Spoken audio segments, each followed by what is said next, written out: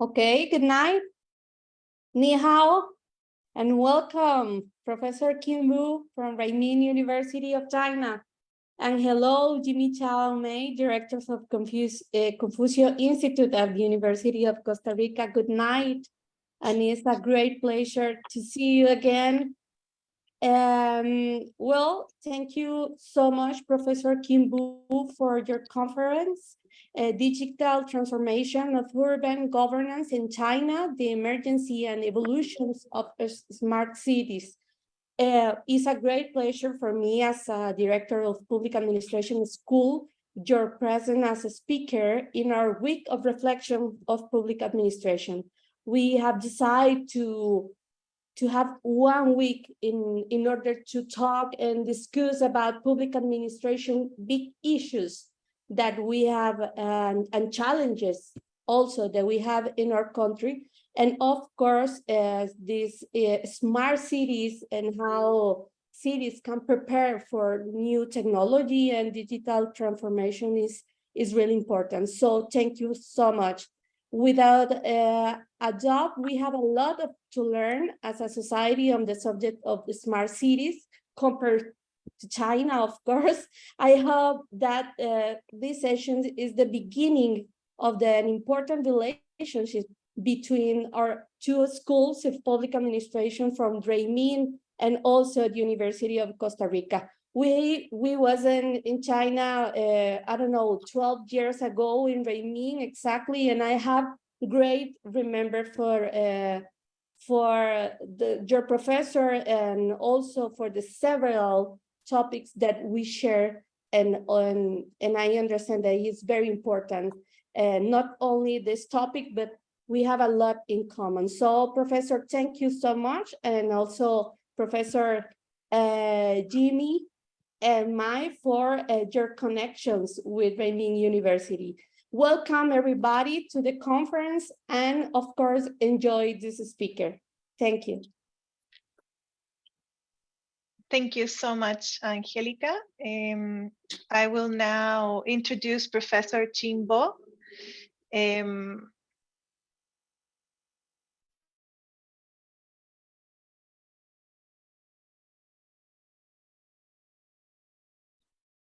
Yes, so Professor Kim Bo is a professor of urban planning and management at the School of Public Administration and Policy at Renmin University of China.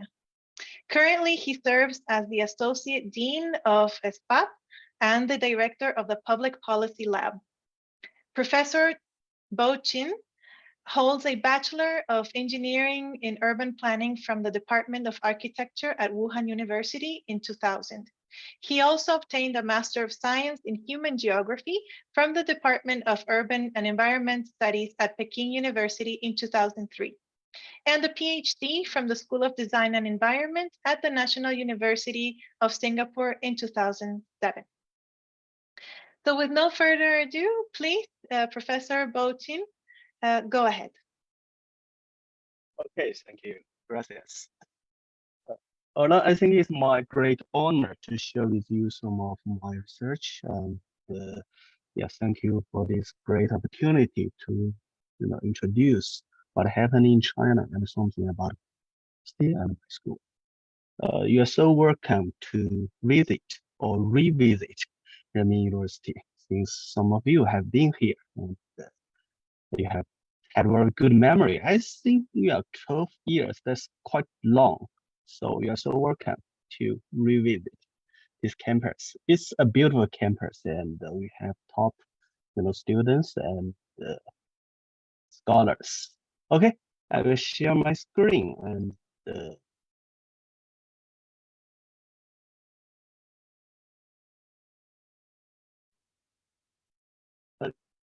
can you see my screen now? Yes. I try to. Normally here we use some other programs, so I'm not very familiar with Zoom. Is that okay? We can see your notes as well. Oh, So there's If another. you go to share screen, at the top of sharing screen, you will find an advanced label or an advanced option that will allow you to share a portion of your screen. Or that's right? perfect. Yes, that's perfect. Well, That's great. perfect. Okay, thank you so much, Laura. And yeah, that's my presentation about digital transformation of urban governance in China. So I'm going to talk something about the emergence and the evolution of the smart cities as a concept and how we apply that concept into urban governance in China. Yeah, my name is Qin Bo. Actually, Qin is my family name, but that's all right.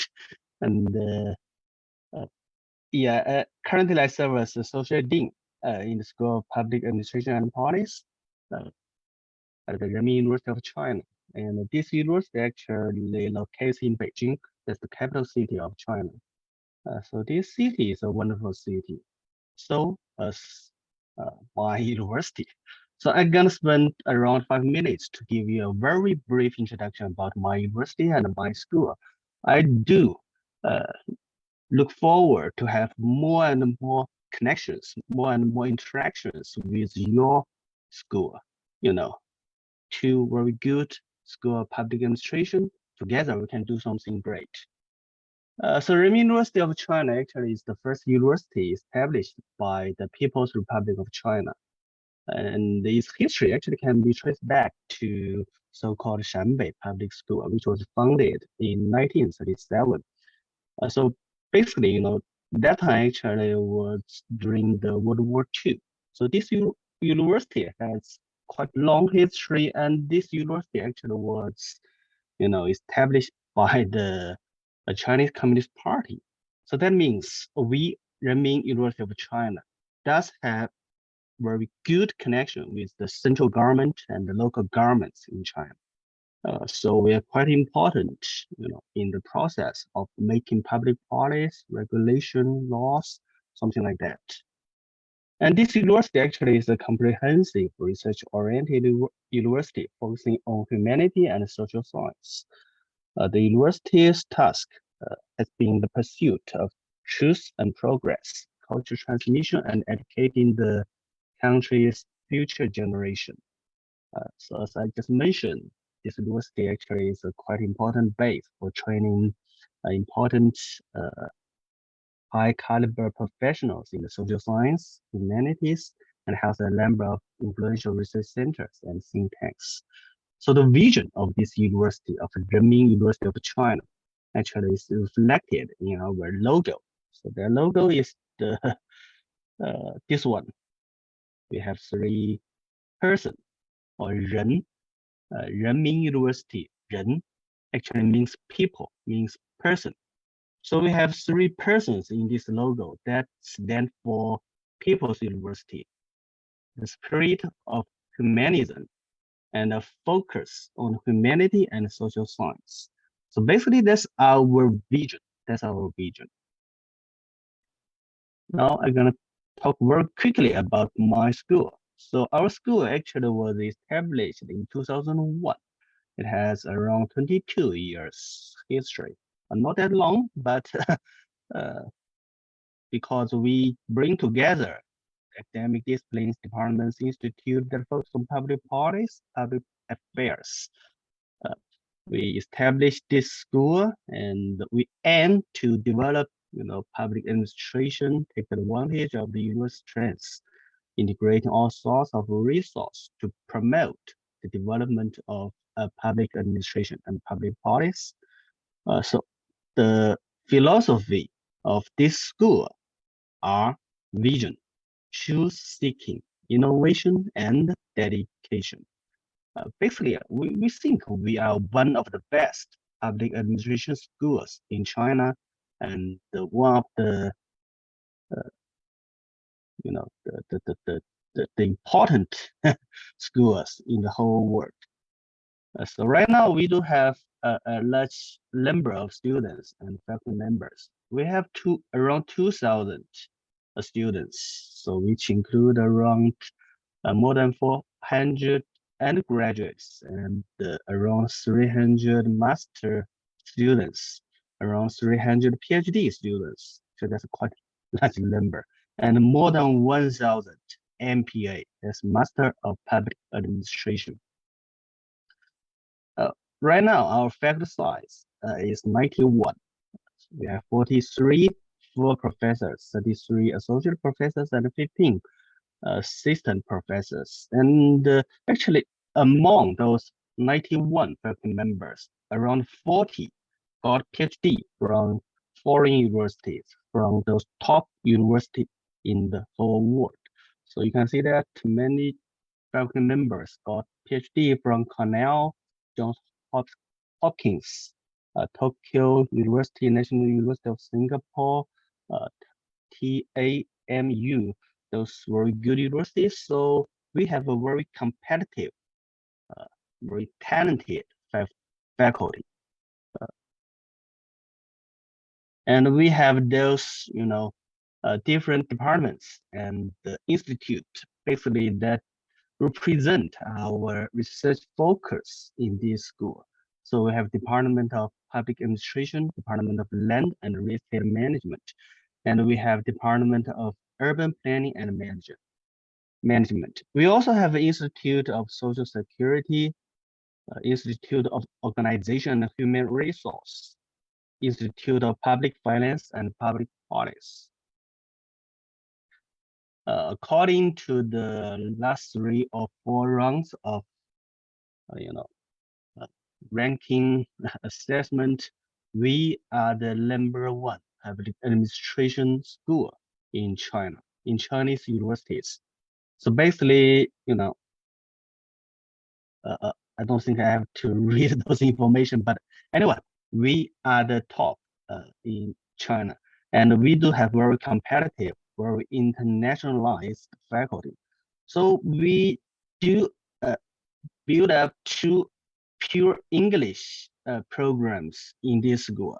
So we have the International Master of Public Administration, and we have the Master of Urban Governance. These 2 programs, we teach English, and all students, not all students, actually the majority of students come from different countries in this world. And in the MUG, the Master of Urban Governance, we try to combine Chinese students and foreign students so they can learn and they can exchange in the same classroom. I think that's quite interesting teaching environment. And so that's the brief introduction about my school and my university.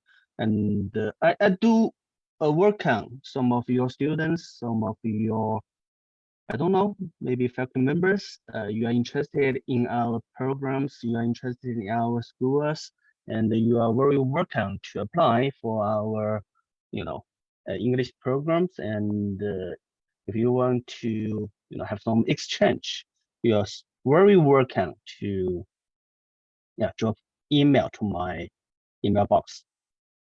Okay, let's do what we gonna do tonight. So I will talk something about the emergence and the evolution of smart cities, academic community, and I will talk something about how we apply. I mean, the Chinese cities apply these concepts in China, and I will also talk about the challenge, problem of applying smart city model. Then I will do a quick and brief conclusion about it.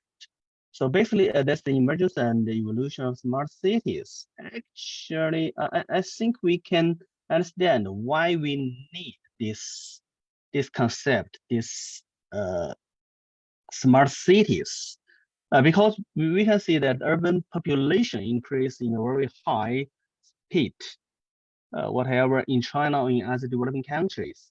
And I can say, especially in China, actually 40 years ago, when we had our reform opening up, the urbanization level in China in 1980 is less than 20%. But right now, the urbanization level in China actually is more than 60%. So that means in the past 40 years, around 40% of the total population in China has moved from rural area to urban area. 40% of the total population in China. That's a very big number. I think you know that the population of China is around 1.4 billion. So 40% of 1.4 billion, that's a very big number. You can do a very quick calculation, right? That's around 500, 600 million. And actually that's around probably 2 times of the total population of the United States. Think about that. Those people have moved from rural area to urban area. So that create a lot of pressure or challenge for urban planner, for urban governor in China. So how to accommodate those people? You know, how to promote their living quality? Those are very big challenge. So we do have a lot of problems in our Chinese cities. So you can see that there are pollution, the traffic, but I can argue that those problems not only exist in Chinese cities, but also in many cities in other countries, including developed countries and developing countries. So that's the background. And right now we have the development of ICT, the information and communication technology. So how we use, you know, those ICT technology in the era of information technology, we need to transform our urban governance and to, you know, help people, help urban residents have better living quality. So I think that's the big picture about, you know, the development background of smart cities. And actually this concept, smart city, was not proposed by, you know, scholars. Actually, firstly, it was proposed by a company, this IBM. So in 2008, the International Business Machines, IBM put forward the vision of smart Earth, hoping to use advanced ICT to build a new world operating model and to explore the driving force for urban development after financial crisis. And 1 year later, IBM proposed the concept of smart city on the base of the notion of smart Earth. So it was proposed that a smart city should be able to make full use of ICT, responding to various needs of people's livelihood, environment protection, public security, and other challenge or other demands. So that's how this concept, smart city, was proposed. But you can see that when a company proposed a concept, basically that company wants to make money, right, from this concept. So that's the, you know, the history of this concept, smart city. After that, a lot of scholars, a lot of academic scholars participating, you know, the development, the definition of this concept. So there are many different definitions of a smart city have been proposed. Here we do a very systematic review about how different scholars define smart city. I'll skip this and give you our summary. So in summary, the definition of a smart city can be divided into these 3 different categories. So the first category pays attention to the extensive and in-depth application of new generation ICT. So they pay a lot of attention on ICT, on how to use ICT. They emphasize that.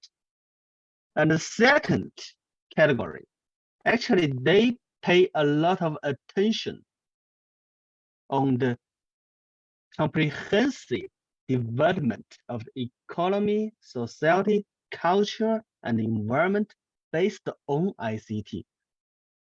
And the third one emphasized the dynamic process of a smart cities development and regards it as an organic innovation process carried out by cities using ICT.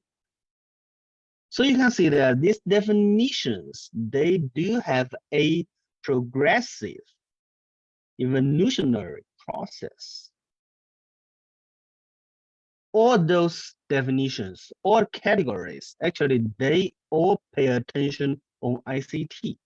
So information and communication technology is the important foundation for cities to realize smart development, when human wisdom is the soul of smart cities. I think that's the key message from our review of the definitions of smart city. So ICT is very important, but human wisdom is also very important. So basically, we can see if we decompose a smart city include at least these three different layers. So one is the data collection layers. How you gonna collect those data if you want to make the city smart? Smart city needs data, different kinds of data, in-time data. Once you collect those data, you have to think about how to use those data, how we can transform those data into information that we can use. So that's the second layer, that's data processing layer. So we can use different methodology, research method, like AI, big data, machine learning, deep learning, even regression, GIS, those tools to analyze those data, to process those data, so we can get the information we need to help our planner or mayor deal with those problems happened in the cities. And when the mayor, the planner, they are dealing with the real problems in the cities. So that's the third layer, application layer. So, different discipline or different scholars, they participating in the construction and development of smart cities from different perspectives. So some scholars, they are quite strong, they are very good at collecting data. Some scholars are very good at, analyze data, process data. And some scholars, they understand the city, how we define urban problems, how we can, propose solutions for urban problems. So they can help, design the architecture of smart city for one particular city. So those three different layers are very important, and I think they are the foundation for a smart city. Okay, I'm gonna talk something about the real case in Chinese cities. I think they are interesting. The practical applications of smart cities in China. So basically, in China, actually, we can divide the development history of smart cities in China into these three different phases or periods. So the first phase, actually, that IBM proposed this idea in 2008 and 2009. So at that time, Chinese scholars or Chinese government tried to learn this concept from IBM, from other countries. So during this phase, during the first phase, actually it's quite, how to say that, a little bit simple or naive.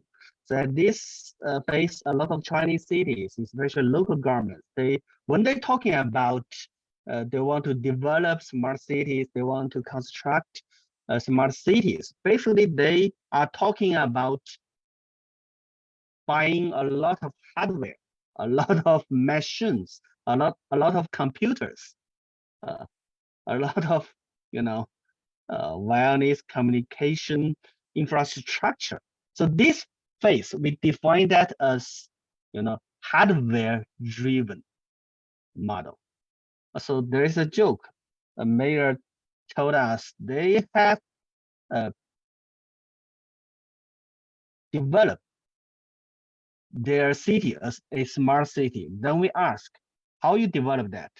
The mayor answered that we bought a lot of computers. I think that's wrong. A smart city is something far more than computers, far more than hardware. So that's the first phase. And the second phase is something like pilot exploration. So at this phase, scholars, mayors, governors, they pay a lot of attention on software. They pay a lot of attention on emerging technology. I mean, other emerging technology, not only the computers, not only the CPU. So they pay attention on cloud computing, SOM, 2G, 3G, 4G. Now we have 5G, RFID, things of internet, something like that. And actually, in recent years, we found that there's a transition. More and more scholars, more and more governors, more and more mayors in Chinese cities, they are talking about data. They are talking about something invisible. They are not talking about computer. They are not CPU or GPU. They are talking about how to use data, big data. I think that's the third phase of, the development of smart cities in China. So I'm going to talk something about, the contents of smart city practice in China. Give you some real case, so you can have more understanding about how we develop smart cities in China. So I will talk something about policy stance, top-level design infrastructure, smart living, economy, governance, especially governance. Since we are having this talk in the School of Public Administration. Okay, so those are the policies and standards, enacted by the central government of China. So the central government of China, actually, they pay a lot of attention on the development of smart cities. So from the 2012, the central government enacted this interim administrative measures for national smart city pilot project. So you can see a lot of national level policies. We try to facilitate, promote the development of smart cities. We have different kinds of policies. I don't think I have enough time to talk about all those policies, but the big picture of those policies is that actually we have these pilot projects, a lot of pilot projects in different local governments. Then the central government and scholars try to summarize, try to review the practice of smart cities in different regions, in different cities. So basically, that's a trial and error process. So we summarize, we review, we learn from those local practice. Then we know what are the experience, what are the lessons we can use for the future development of smart cities. And central government in 2019 did implement this smart city top-level design guide. Actually, after around more than 10 years of development, the central government realized that if you want to facilitate a smart city development, you have to coordinate different bureaus, different ministries, different cities, different regions, so that you can have better use of smart cities for the whole country and for all the cities. So we need so-called top-level design. So the central government, they initiate and enact this smart city top-level design guide, which is a very useful handbook. So it stipulates the overall requirements-based process, demand analysis, overall design, architectural design, implementation path design, and so on. So this handbook, this guide, can help local government to develop their smart cities. So the aim is to create a cohesive, forward-looking plan. Okay. If you want to build a so-called smart city, then probably you need to develop a very good infrastructure, something like high-speed internet connectivity, data centers, and computing resource. So that's quite important. And another infrastructure is that you're gonna build up some data platform. That's also very important. Here actually is a case. So we have helped design this data platform for Xiong'an. That's actually is a very important new city in China. So we help that a new city to establish their data platform. So they are collecting, population data, farms data, transportation data, even air pollution data, water quality data. So they can combine, different data into one data platform, and we can analyze those data in this platform. So that shows how we connect data in Xiong'an in this new city, so we can monitor, the water quality in this new city. It's quite interesting process, and you can see that they are using these smart street lamps like Xiong'an Citizen Service Center. So as we can see from this slide, in this so-called smart street lamp, this street lamp includes intelligent lighting, environmental monitoring. So it has two different sensors. One sensor can collect data about noise. So if it's too noisy, and then it will allow the urban management bureau to deal with that problem. And it can also collect data about the smell, about air quality. And this lamp can also provide, 5G network, Wi-Fi, traffic monitoring, and video surveillance. And this smart street lamp can also, can provide, public broadcasting, phone charging, and some other functions. So it's very smart. But to be honest, this smart street lamp is also very expensive. Yeah, I've been there, and one lamp cost around 10K, 10,000 US dollar. So that's quite expensive, but it's very useful. And there's smart living. Smart living actually is quite popular now. A lot of firms, they put forward this smartphone strategy. We take smartphones as the center and connects all devices. So basically, I can adjust the air condition, the TV, the microwave, basically all the electronic appliances in my apartment. Even when I'm working here in the office in my university, but I can monitor what happened in my apartment. So that's quite convenient.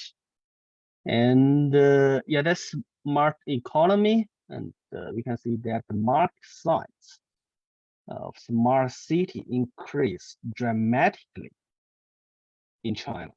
So that's the potential. Actually, a lot of firms, a lot of companies, they can make money from it. I don't think that's a bad thing. Yeah, if you want to make smart city more sustainable, we have to let the public, let the private, let people, they all can make profit.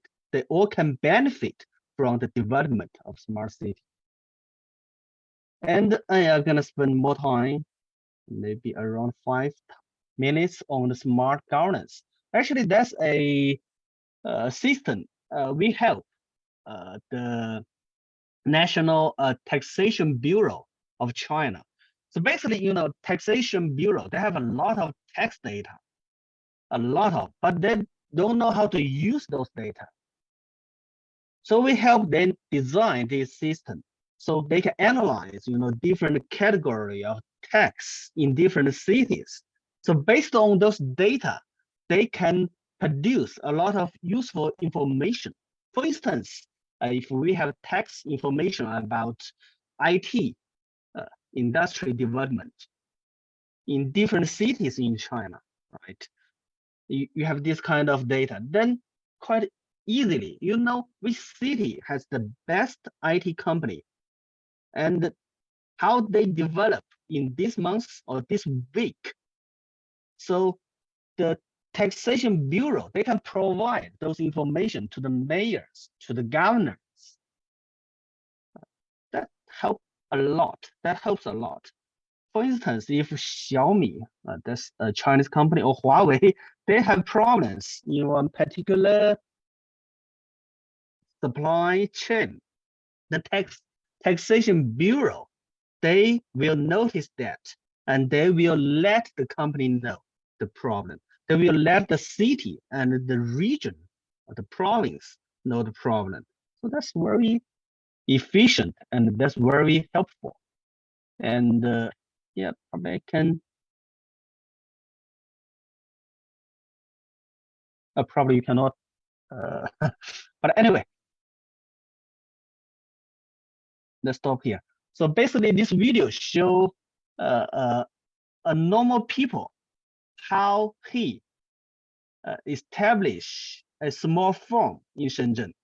So in the past times, if you want to open a restaurant, open a small firm, you have to apply for a lot of different types of application forms.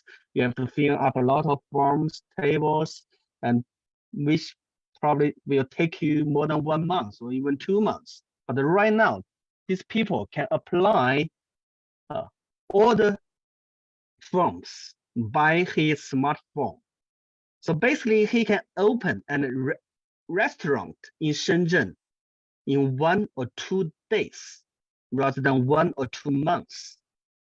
So that's smart governance. That's how we use that system to, manage, different communities in the cities. So we collect data from different types of websites, and so basically we establish this system for the Beijing city. So we know how different communities, what kind of people live there, and what kind of problems they are complaining about, and why they are complaining about. So if we have those data, then we know what kind of resource we need to put into that particular community. So basically, that's what we have done in Beijing, and that's what has been done in Hangzhou. So basically, this seed brain was constructed by Alibaba, which is a very famous company in China and perhaps in the whole world. And they use this city brain to help, improve the transportation system. So basically, that's dramatic. Actually, they reduce the traffic time in Hangzhou city by 20%. And actually, the ambulance, the police car, actually, they can reach destination half of the time before the city introduced city brain. So that's amazing. Okay, that's smart ecology. As I just mentioned, how we collect data about water quality, air quality in Xiong'an. And if you realize there is some problems in one particular location of a river, of a lake, we can send drone or unmanned ships to that location to analyze the water or the air in that area. Then we know what's the reason of the pollution, whatever the water pollution or air pollution. So that's smart economy, and that's how we operate the smart cities. So I want to talk something about this National Data Bureau, which was just established, I think just 2 months ago, which is quite important. This national level data bureau is to coordinate and promote construction of data infrastructure, coordinate the integration, sharing, development, and utilization of data resource, coordinate planning and construction of digital China, digital economy, and digital society, which is quite important actually to coordinate data from different ministry, from different bureau is a very big challenge. It's a very, very big challenge. Which involves a lot of technical issues and institutional barriers. So not important.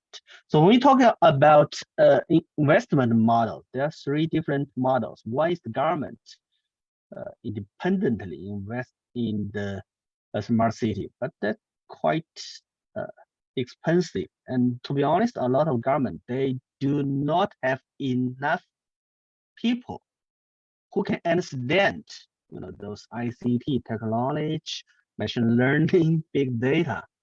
So that means actually the School of Public Administration, we need to educate more, our students more and more knowledge about ICT, about smart city, about big data. And the second is the government takes lead and is responsible for major investment.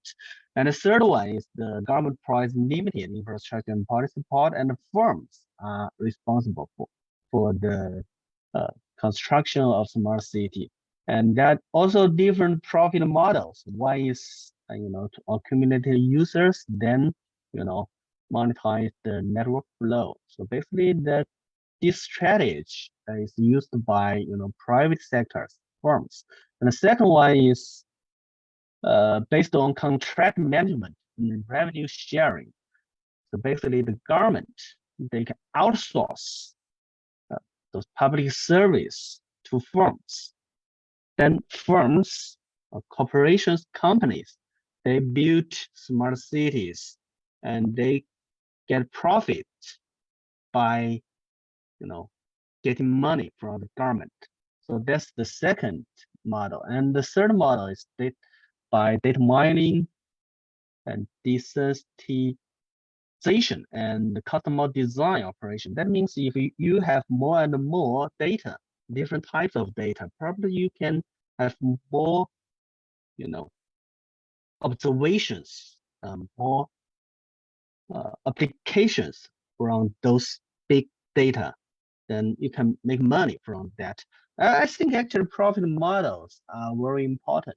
As I just mentioned, we do want this smart city, this concept, this practice more sustainable. So yeah, everybody can benefit from it. That's very important. Okay, I'm gonna talk something about the challenge of applying smart city models in China. So actually the first challenge is a legal challenge. It's not easy. So we are talking about smart cities, we are talking about data, but who owns data? Right? Google or Facebook or Zoom. In China, we have Baidu, we have Tencent, we have Xiaomi. Those firms, they are collecting data. Data is something, how to say that, it's something like the reflection of people behavior in the real world, the reflection of that in a digital world. So we have different behaviors. Then we leave imprints in the digital world. But who owns the data? The digital world or the people, the company? I think that's very unclear. So the property rights of data is ambiguous. So that I think that's a very big challenge. So who can use the data? Who can own the data? So we need law. We need law. So I think that's very difficult challenge. So a lot of times we want to use, we want to collect, we want to analyze data from different bureaus. But the challenge is that how can you, or the boundary of the so-called the use of data. So we need law, we need law. So that's the legal challenge. And actually in China, we do have those laws, cybersecurity law, guiding opinions on promoting the health development of smart city, data security law of People's Republic of China. However, I don't think they are enough. So their legal validity and enforcement binding have some limitations. So that's a big challenge. Another challenge is commercial challenge, or how can we make money or profitable from developing smart cities? Developing smart cities need money, needs a lot of money, needs a lot of resource. Not only the financial resource, but also human resource. We need a lot of talented people who know how to code, right? Who know how to write code, and who understand cities, who understand the real problems in the real world. So that's not easy. So that's also a reason. In my school, we just established a new program that's big data and public governance. We help to train students who can understand both public policy, public administration, and big data. And I think the last challenge is the information fragmentation. As I just mentioned, at the technical level, at the practical level, at the management level, there are a lot of problems about this information fragmentation. Okay, I'm gonna do a very quick summary and discussion. So the summary is that as a solution to our problems, particularly after the 2000 economic crisis, the notion of the concept of a smart city has opened a new development path for cities. Relying on the emergence of 5G, cloud computing, the IoT, Internet of Things, and other technical fields, China has made substantial progress in the construction of smart cities. So China has built a mature, basic technical facilities and application platforms, and related technology are widely used in the fields of economic, governance, and general and people's lives. However, apart from such achievement, there are still barriers such as information fragmentation in the building, development, and management of smart cities. And I do have some take-home message.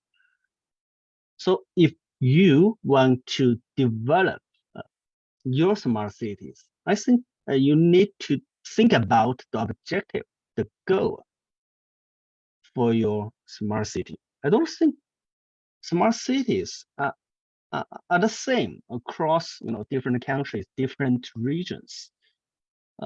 We have different problems, we have different objectives.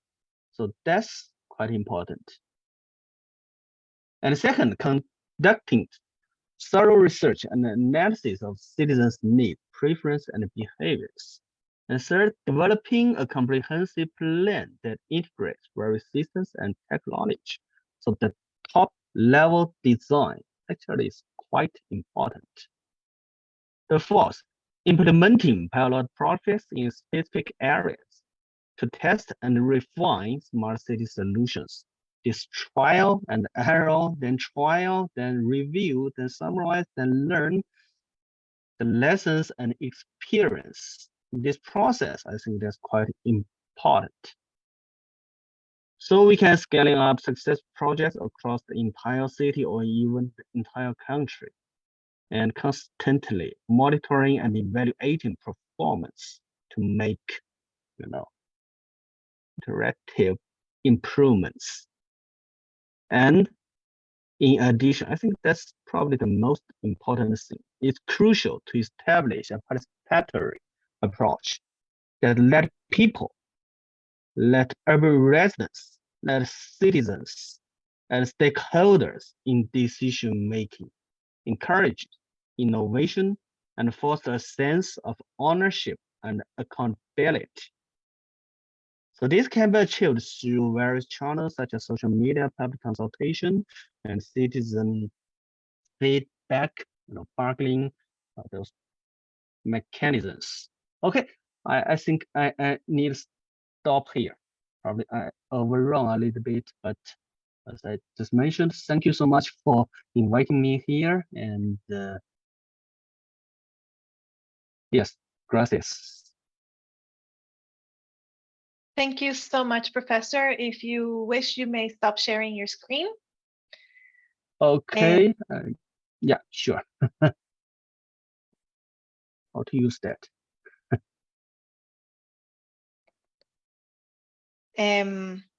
Perfect. Thank you so much. That was such an interesting presentation. I think we are very much in awe about how much you have achieved in terms of smart cities. And we realize the immense potential that it has to improve the quality of life of people, of companies, of the environment. It's really something magnificent. And I think you have also pointed very well what are the challenges that we have left in terms of in worldwide. I mean, I know you were referring mostly to China, but worldwide in terms of also data privacy and things of the sort, right?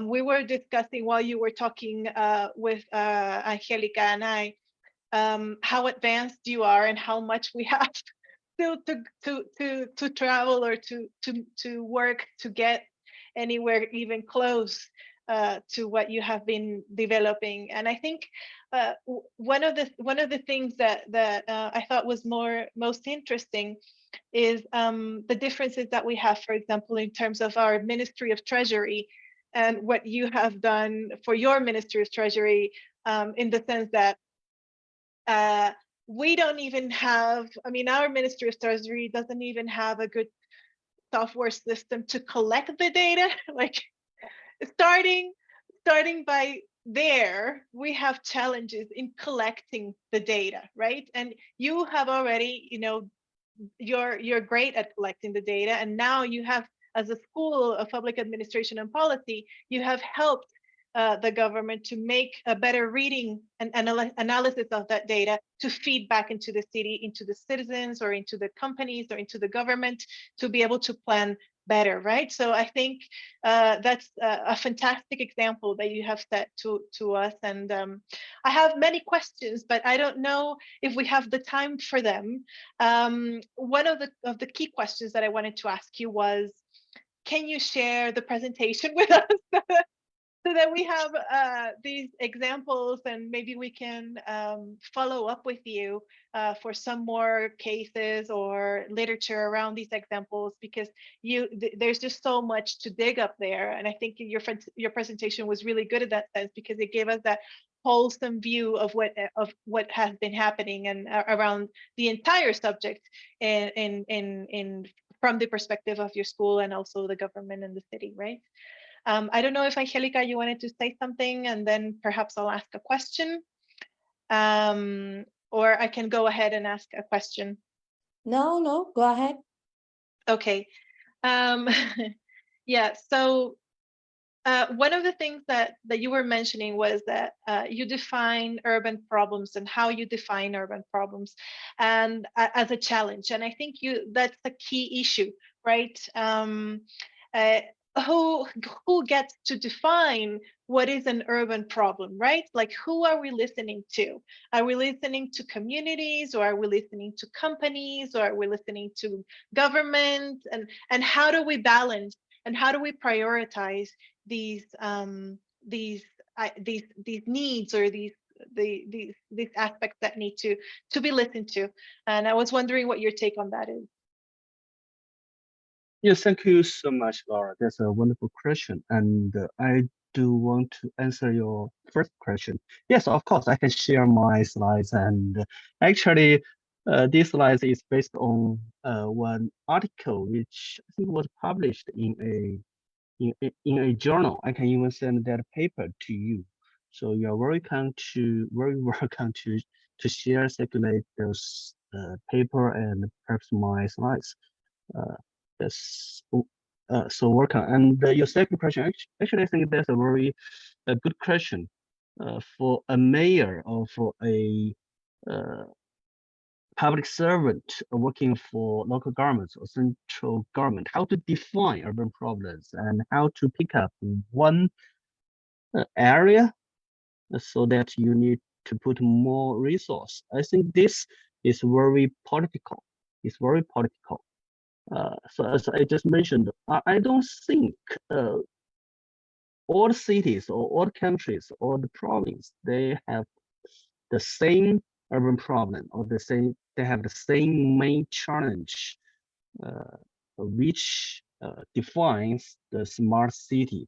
So that needs a lot of analysis. So according to my experience, I participate in, some planning projects and smart city construction projects in different cities in China.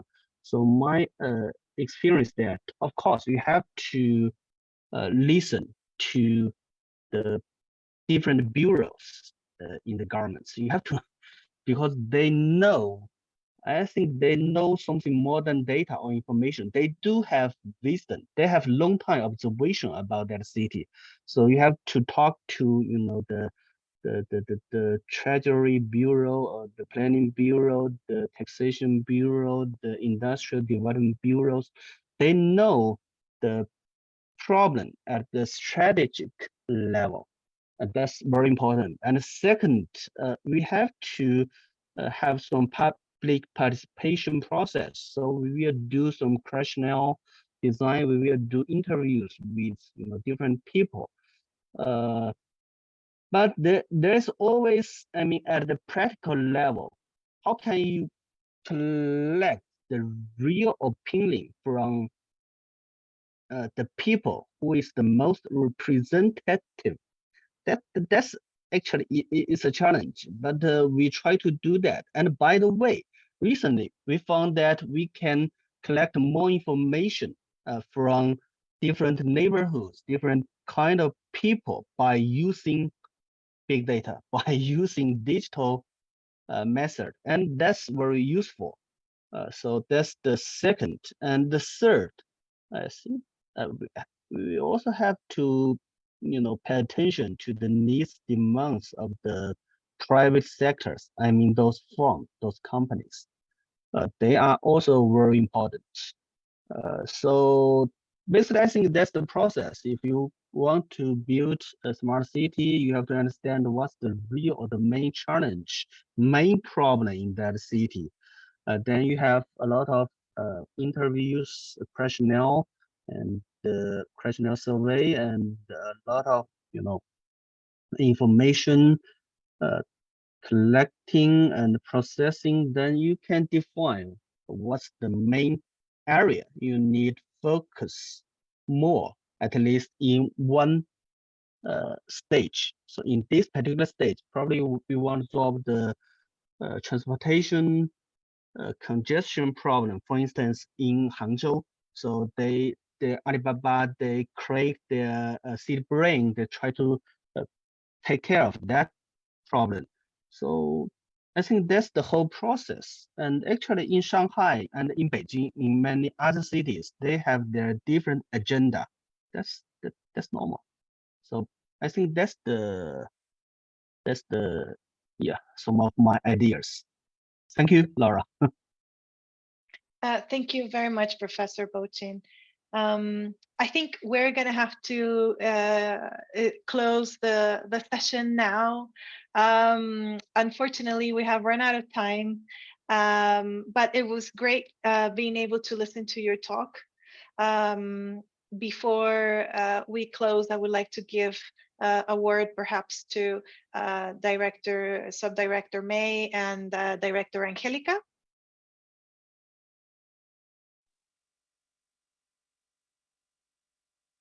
Well, Professor, thank you so much again for your presentation, and also the professors in Instituto Confucio for the connections that you did. We have a lot of challenges.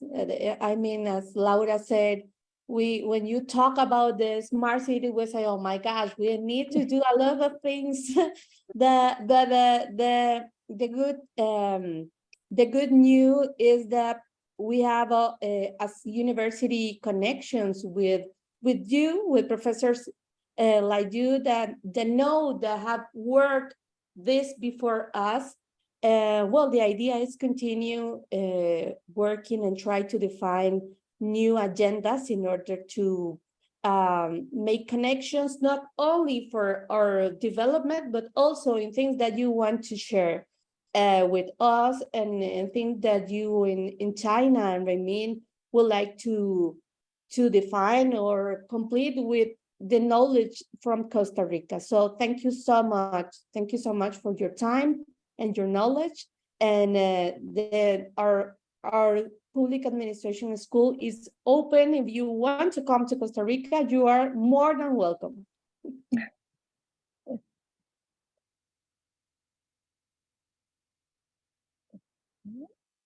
And for me, it's a great pleasure to put these two schools into contact.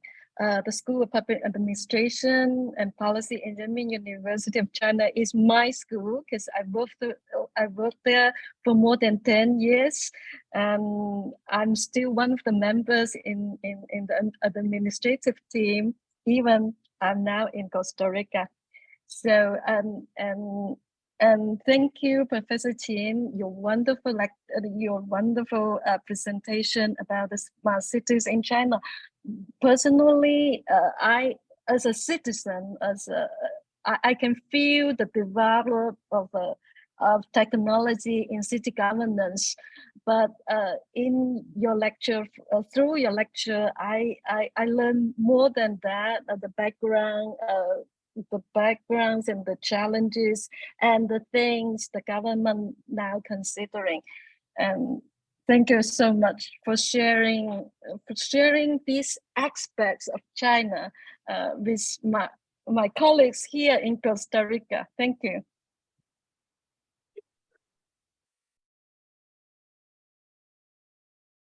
So thank you so much. And with this, we will stop the recording. And thank you for our audience in Facebook Live as well. And here in Zoom, some of the people had to leave, unfortunately, but this will be recorded. And thank you on behalf of the University of Costa Rica.